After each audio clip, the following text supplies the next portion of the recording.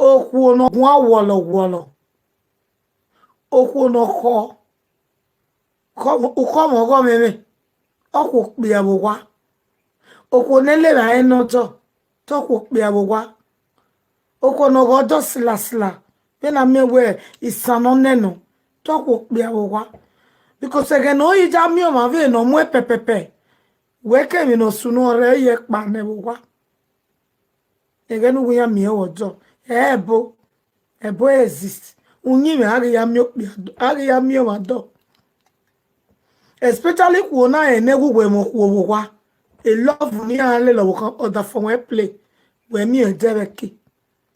If I know only now what way, we may let by the nuki agwe.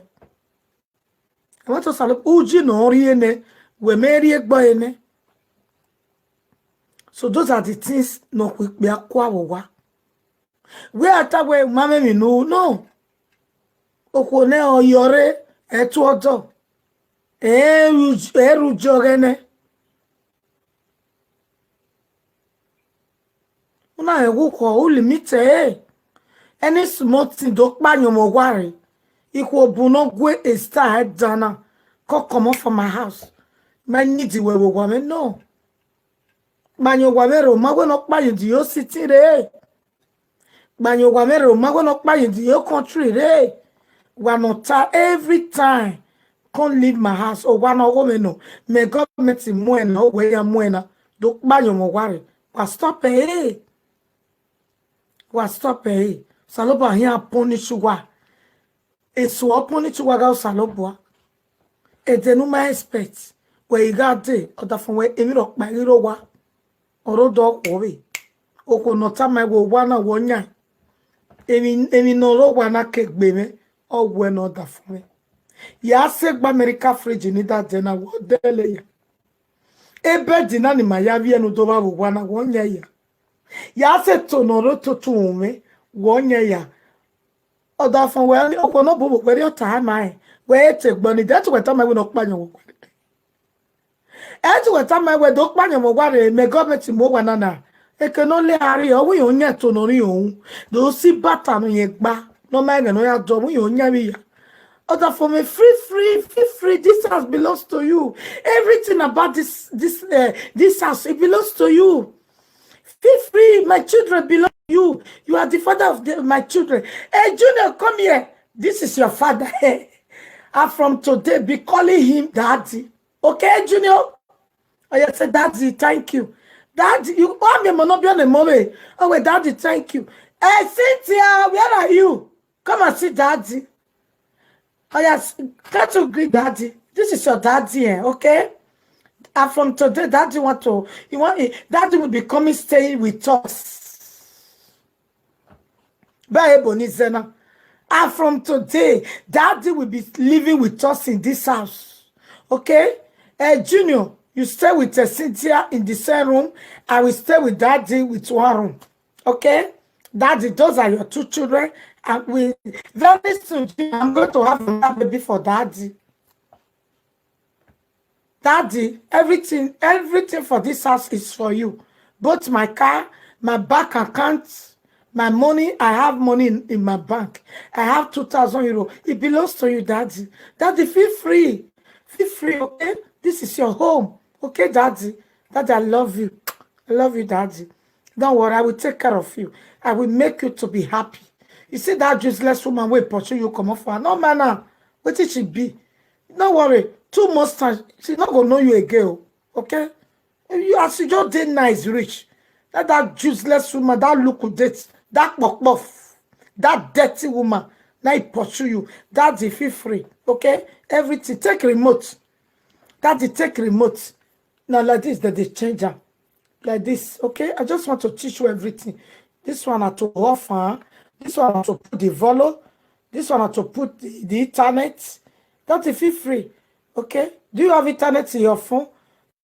Tomorrow I'm going to give you one phone so that you can have your internet. Okay, Daddy, feel free. Daddy, this is the key. This is the key of the car.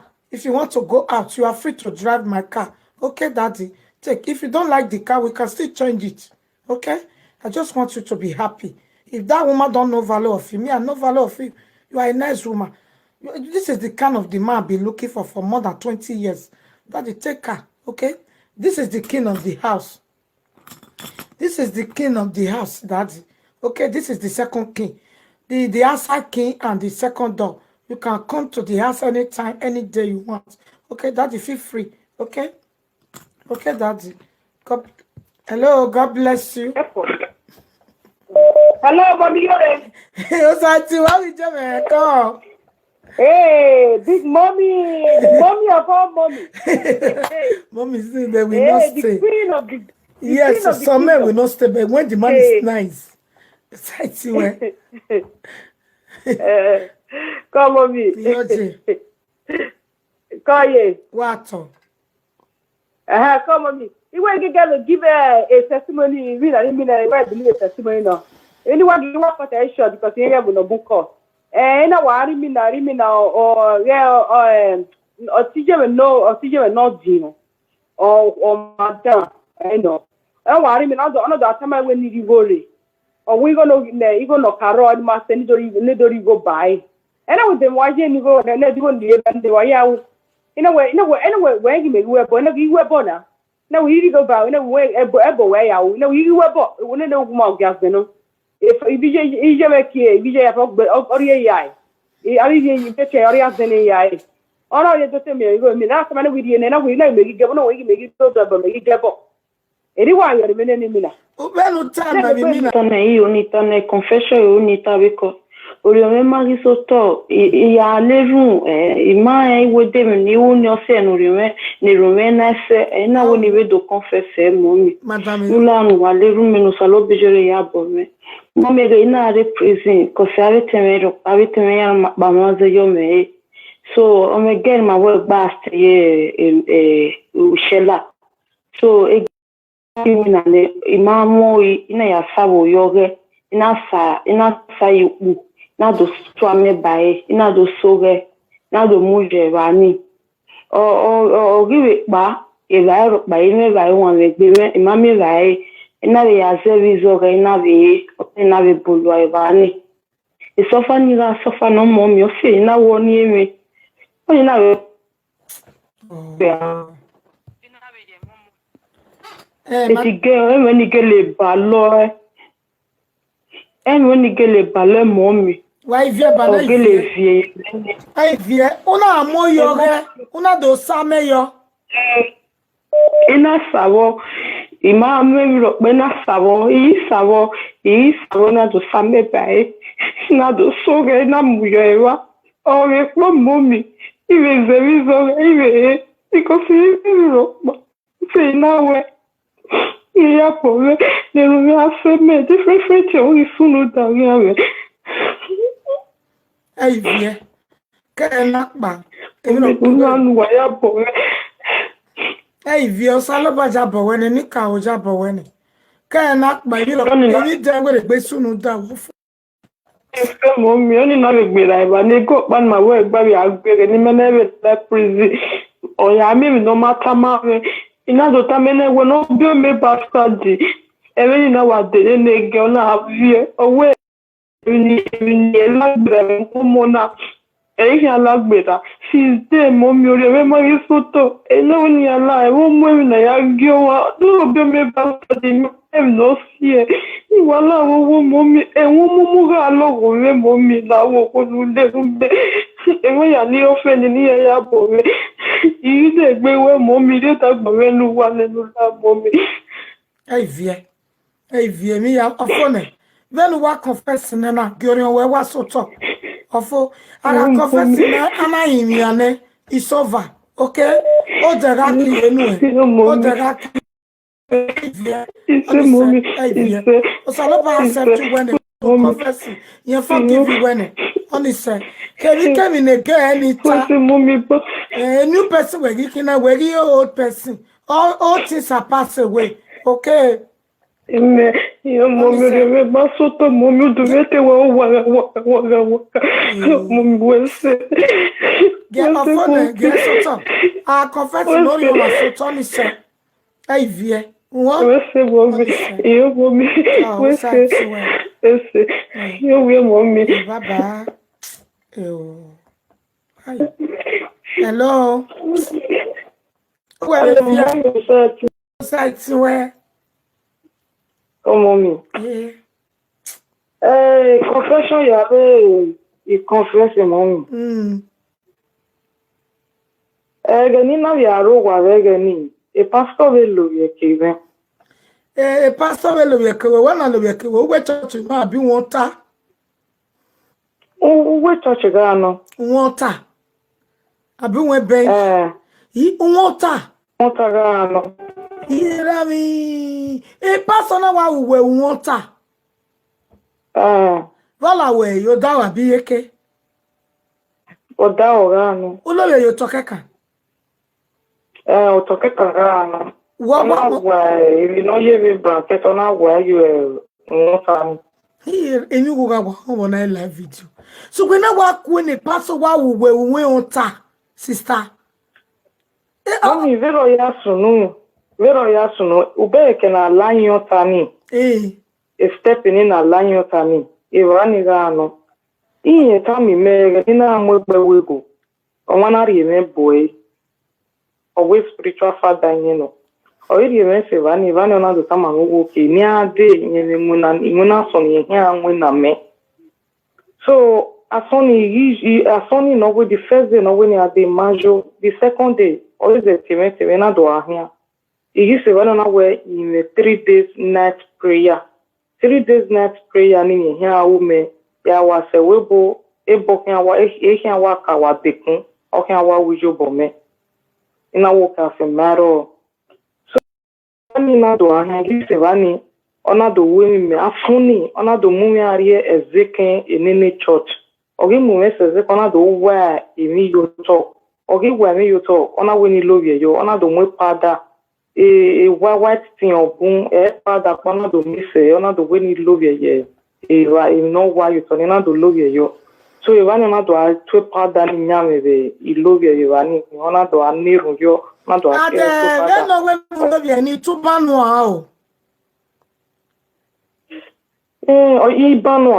Ibanu. Umaje pants. Umaje bra, umaje pants. Imagine me ropa. E bra pajo. Imagine ropa ni imagine mo. Umaje mi ropa. What? Na topada nyame be. Utowa ihe na muti ona ato enyame ona neru so after wo weni ya ne ona do weni hiya we ona do mwameme ona weni ya ihwe ne so ona do la wa hi la ona do tama we ni na so ni nwena mena o we set lovie ke any black any okpia kokpia rokporokpa ela we beti me boyfriend ma wo gba stay. When another time I went for now, Nick man with the boy, then the boy Lovia came, Lovia young, where the boy, okay, son, I'm in. You know where a boy now, Yanni men, make it see a boy now, would that way to her barrier will go. On our way, like, as far we one any minute, I won't plan of anything for now, or in your back, because of who near woman, or a boy away. You know where, what a time I will who knew me. Umatama where ya say be boyfriend you know. Okay, now cut the short. What you love your we want all people get all that women I am way. So Megi my because I saw the man wa even in ona to when you love you cannot your office or na do love you. O mana no call him. Na wa get point. Na do im dey oh.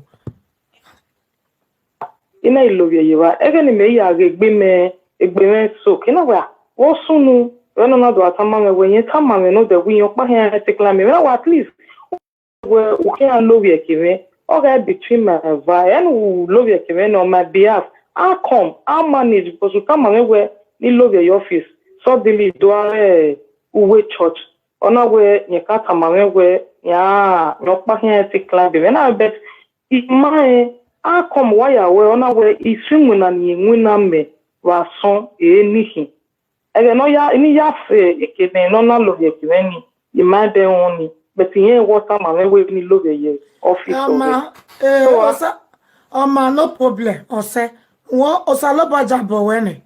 O se no saloba na weni magale lo dedan. Ni magale lave fake pastor. Mabega na ugwa ki anybody no magi eri, no magi fake ugu soke iwuji.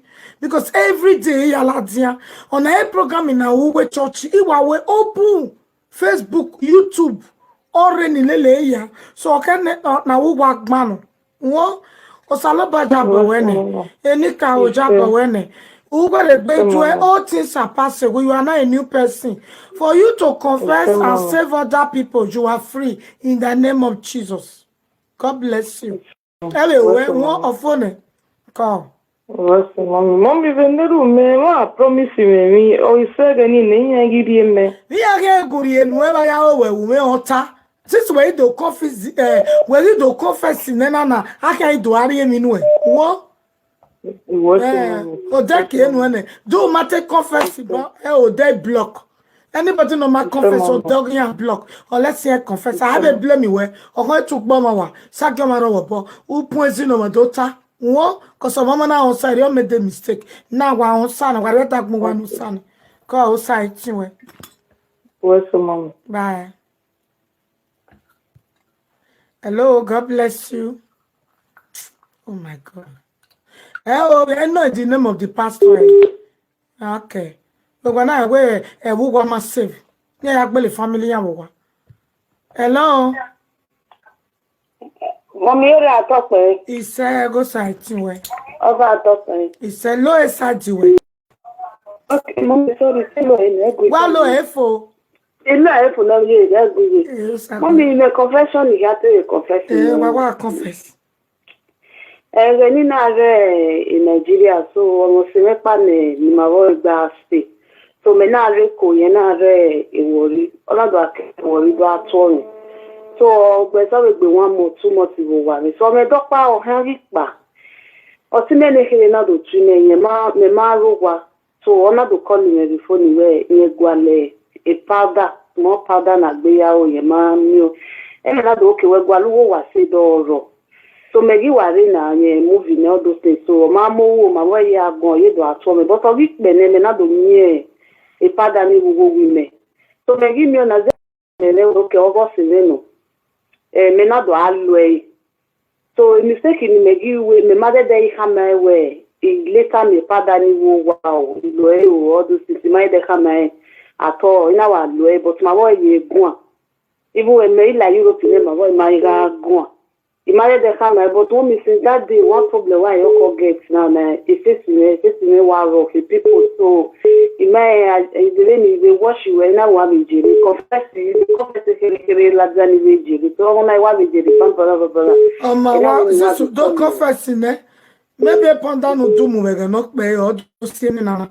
Well, when a butcher me way a cow, who confess in there or espayane. One every person around, whatever game in Jesus. So, because another ame or because people's another ame no another ame yege. Yes,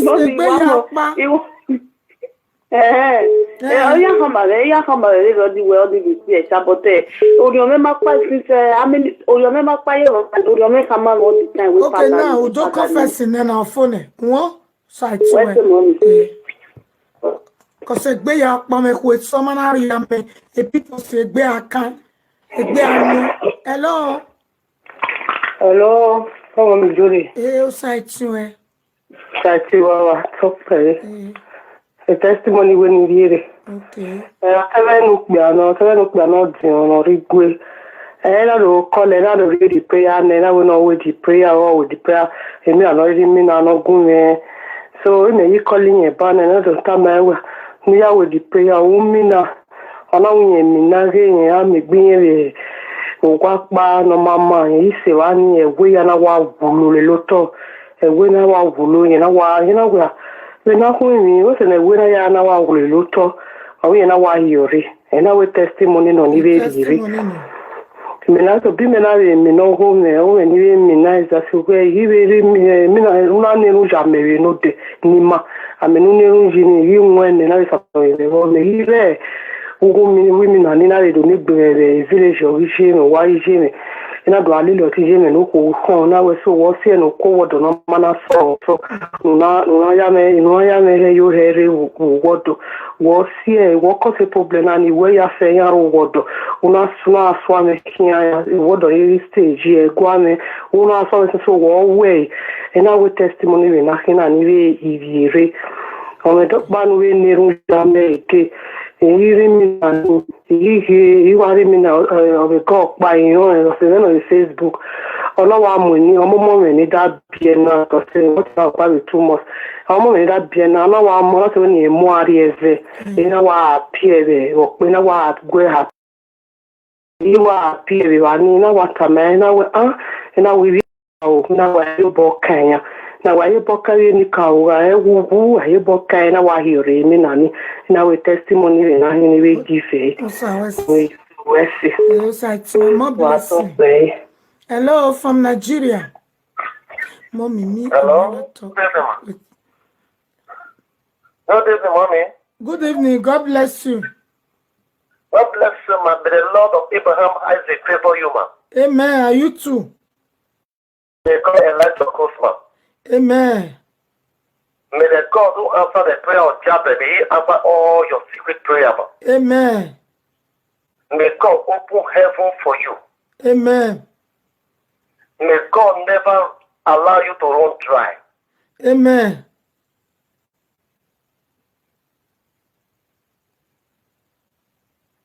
Ew.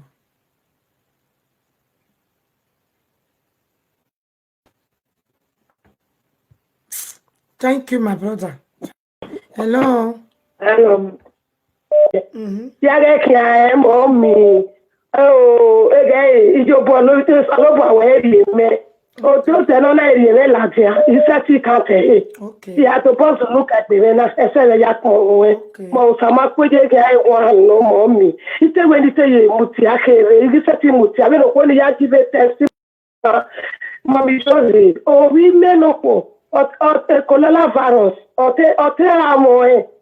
Ọtẹ́ra wọn mọ̀ mi tẹ́wọ́ pẹ̀lú tọ́lọ́pọ̀ ayé láti ẹ̀ ọ̀gẹ́lẹ́tẹ̀ pa ní ọ̀gẹ́lẹ́tẹ̀ pa ọlọ́kọ̀ọ́lì rẹ̀ ọ̀gbẹ́ ọ̀àkìá yẹn ti yàn ìwé ìkùnà sí ìwé nínú àmọ̀ ìpítsọ́ náà fẹ́ bẹ̀rẹ̀ ní ìnáwó náà dẹ̀rẹ̀ kẹ́mẹ̀s náà mi ẹ̀ ti wé ọlọ́gbẹ̀ ẹ̀ náà ẹ̀gbẹ́ ẹ̀dẹ́ ìgbèwòkú yẹn mẹ́rin kọ́kọ́ akọ́lì rẹ̀ ọ̀hún yẹn fẹ́ kẹ́mẹ̀sì ọ̀gbẹ́ ẹ̀yìn alágún yẹn kí yẹn ọ̀hún yẹn mẹ́rin náà wà mú yẹn lọ́wọ́ àrí hospital yẹn sọ hospital yẹn alágún yẹn wé test Kie kosie nyana we test ede pe na wa kole nyana we na te go get coronavirus na wa go ya iru dele le god of ijore ya iru dele ije ani yesigeri eke ina we ugwe ejo ijore tagwi mani le god of ijore ma emi ana ma kota te iru dele je sota water ku ejo ebedejo kie same ya ku eko wa ku ebe no be ni wa ta na every day wa ref prayer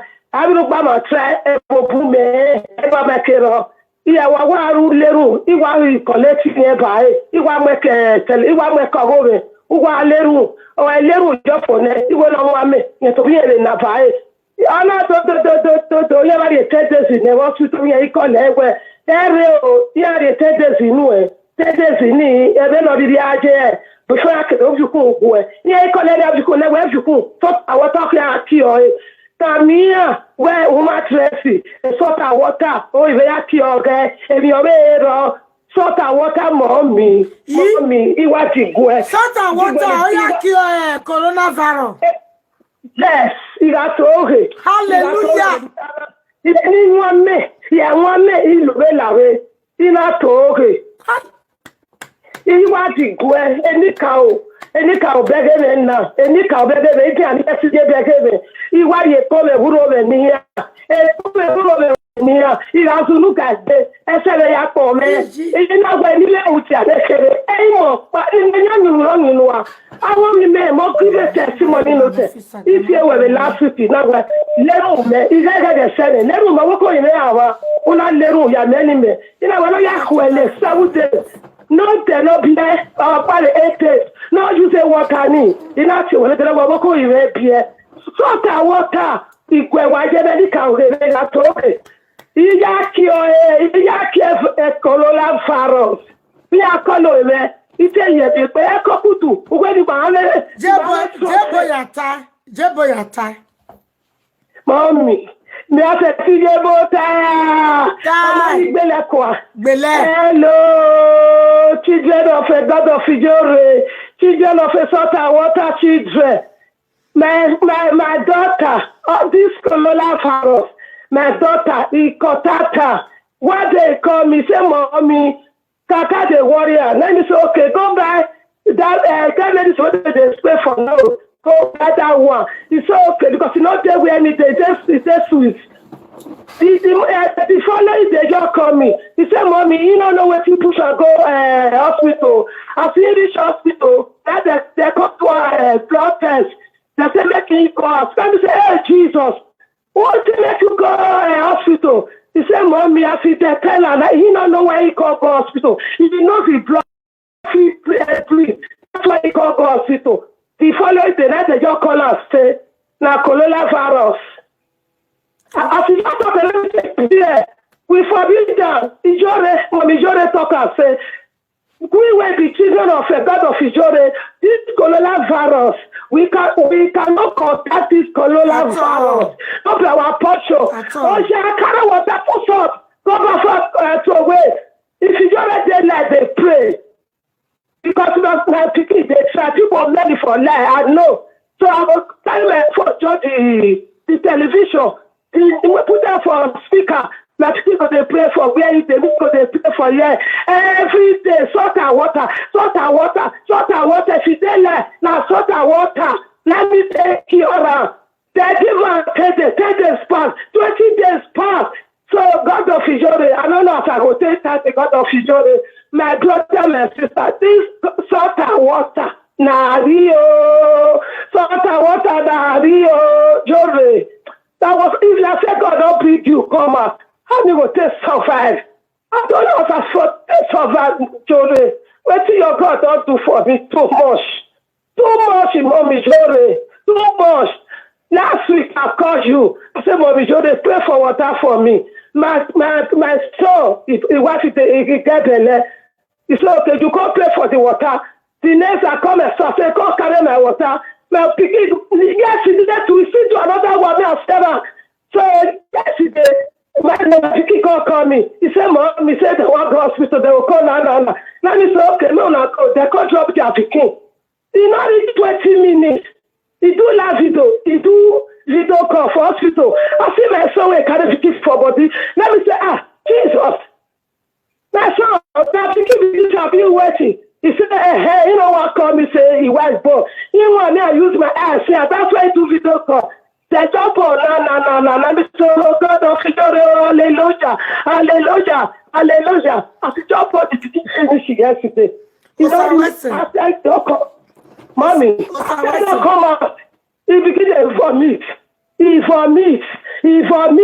Let's get your call me. He said, Mommy, I better not vessel. He said, Mommy, if they vomit you, let me say, okay, I beg you, my son.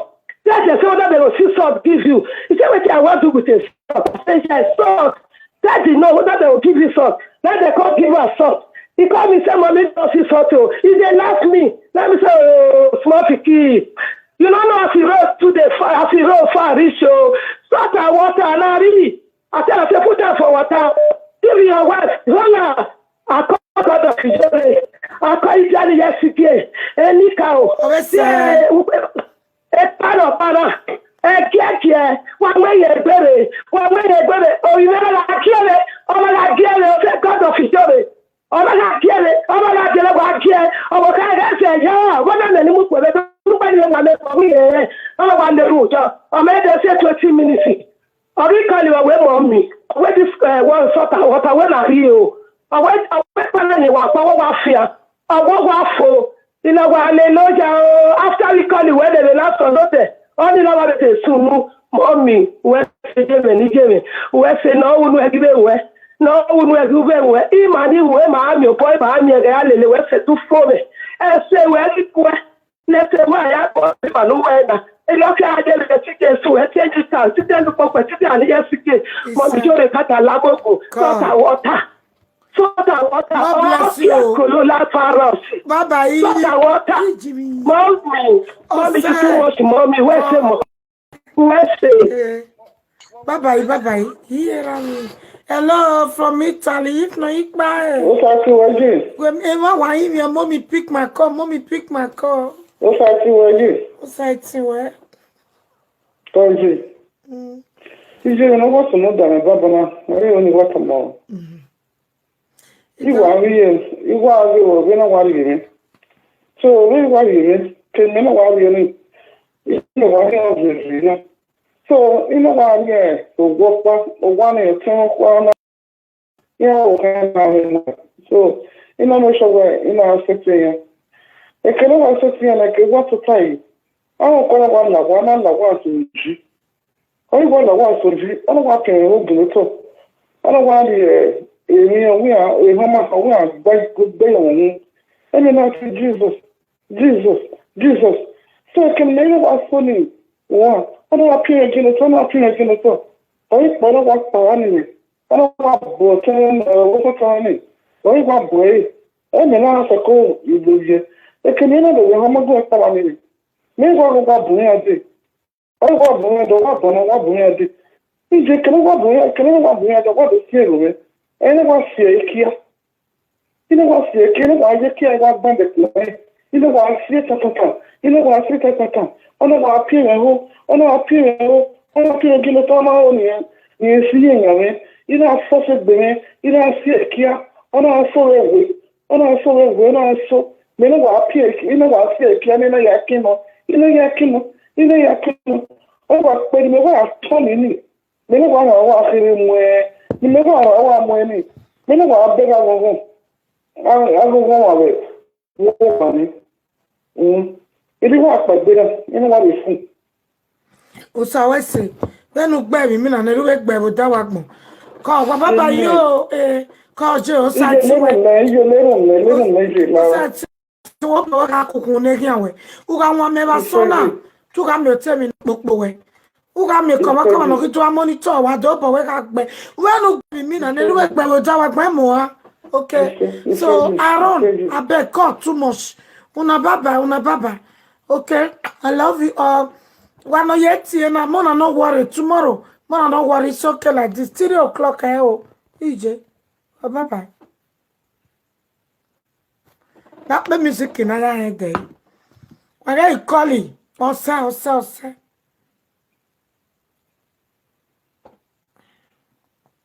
Ose wala wo. EJ me. What to me? What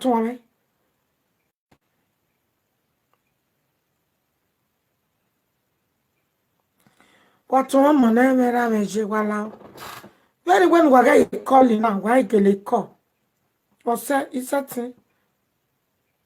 Okay. First time. Thank God. So you tell me say now your first time. That's why I say now your first time. I go answer you. Make an answer first time. If you know say now your first time, you can call. All those old members tomorrow, okay? Or 7 yana wala wo. Ije ya yore we osalo bogi sebe gbe. Hello, ije. Agana ya ma we so kele tami. Okay. O sai ti wa we nu member ohin. My first time. Okay. Wa ke call ire. Jamie. Okay, o sai ti we. Oh yeah. Wa to. Yeah. Yeah, I say what am I wearing me so. De gbe no rin wo. No, we no ye. Abi wa ti me ma ko won isobone. Won. O ti me. Yeah, but we we me mate de ho je na de file mi ro pa mi pe me. We pa gbe nu zume bo. Zume ye bucket ni neru jonu. Magbe wa we ya ku. Me to me bucket. To me ye bucket. To me yo nu zume you we. No banu. No fi ba we you we ni bless anyway. Okay.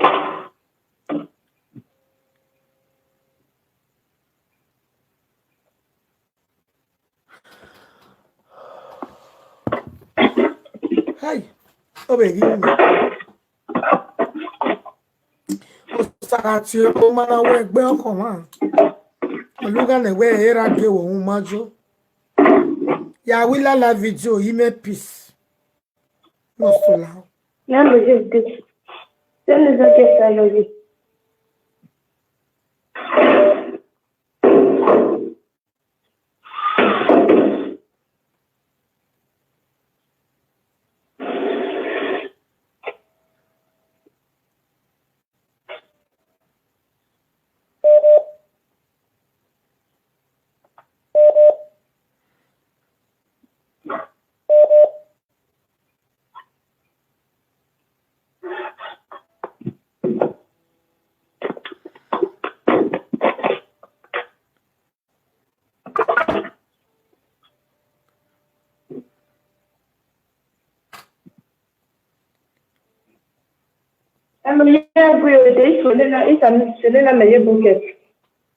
Yahweh, ineru jonenu. Okay. Wana kame Jesus Christ we mo wenu dona. We mi ame na ogwe. Nwo we tuto kwa mi ame no we. We ti ani yes geni ka ogwajo boss seme. We mo njoro beni donenu no we ka nage gbe garame. Amegele jaji ge gbe rame ne. Gemi no go me ro me gbe. Yahweh, ineru nwene. Okay, what is it? Could you meva zo you wa meni nu Yahweh. Well, many young men who want me, real and no way, baby. God, more bless. I mean, I don't really mean no record that we are. Okay. Carbona was a young bogana, when your men are woman. I wouldn't put no Roman when I go book while woman. Let's see when you're a woman. Carbona, oh, Salabi, I'm on Yamina. Hello from Spain. Hello. Itu ate bejama ya pike inwe.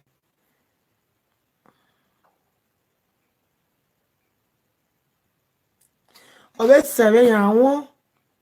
So wana ma so egbe be no su agbe ba ku e. Hello, God bless you. Hello, God bless you. Hello, no matter the go ya mo go ma be. Me so bonnet 3 o'clock o work be. E te work be meje la video. Hello. Hello, no matter the go ya mo go ma. We eleta wa ga ire ne ya na. E soro no wa dan yore we. O we mo mi jore yere la no wa ti me. Me ga ti e lo e gigun. So o se wa ga ikole. When I to an we. Hello, even if I sit back when we see. Hello, Beggy. What is the Nibiaki Gualonana? You stop your WhatsApp. Oh,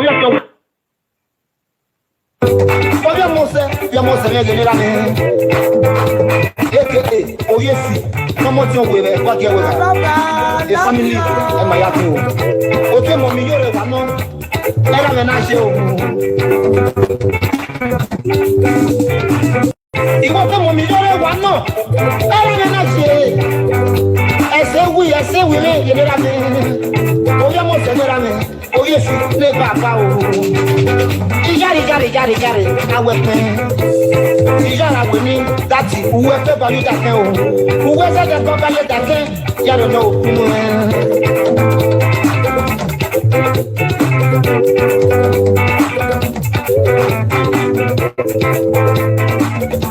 esse salão não é de pé. E já não vamos sair. Vamos a lo que más teme. E já vou ver o até me, eu estou com a casa por lá tu. E o até me, eu estou com que vou tu.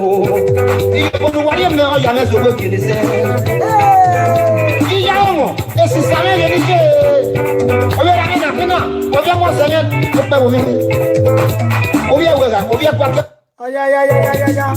Akpọ̀nà máa wà pẹ̀ kó yé rẹ̀ o. Àwọn máa yẹ kó. Yèlé alóbi akọ̀nà mẹ́. Alóbi rẹ̀ yọ mọ́. Bàbá alábíà. Akpọ̀nà máa wà pẹ̀ kó rà mẹ́. Àwọn máa yẹ kó. Alóbi akọ̀nà mẹ́. Alóbi rẹ̀ yọ mọ́. Agbono manu wa gbe koje me o. Ave mai po. Sanu dia po ma me. Ati re yamo. Agbono ma wa gbe ko. Ave mai po. Sanu dia po ma me. Ati re yamo. Agbono ma wa gbe ko. Ave mai po. Sanu dia po ma me. Ati re yamo. Agbono ma wa gbe ko. Agbono ma wa gbe ko. Agbono ma wa gbe ko. O sanu ge agbon ma re na meke na lati re ro mo. Na meke na lati re jo mo. Agbono ma ije re na. De mo mi yo re le no bi omo se o. Ala gele mama ya o. Mo mi yo re le no bi omo se. O bi ko ri omo me no pe mo me na. O bi do la ka me no pe mo me o. Ote papa no sale no la me. Ote no sazione la me o. Agbono ma o wa o. Mo mi yo re no bi omo se. Agbono ma o we to. Okele ma e lo tu e ya o. Ile tu e ya fe. Tekini are ri ka se o. Agbono kele ma o we o. Mommy. Owa kele ma ya. Ti meke ya wa no. Obi mo mi yo re me fi o. Universe. Mommy yo re no yo mo se. Ese we yi pe o. Yo bonulu e yi pe o. Mommy. Ugati aye welu kemi ruri la ni orion utasi ara mo ya senu e o. Iyo bonu we je ni bi apo. Iyo bonu we je no pa na o. Oba mo owi yare no o. Oba mo wi yare no. Oba yi se teme ehia. Oba owi yi se teme ehia o. Ele so ma fi mo pe. Eso va tale ta toto. Ina mawo ama pa tale le kia o. Bi apo. Emi no ma pa wo no ma ko ma se don wo. Ibi agbon yan la tale le. Ibi agbon yan la tale le.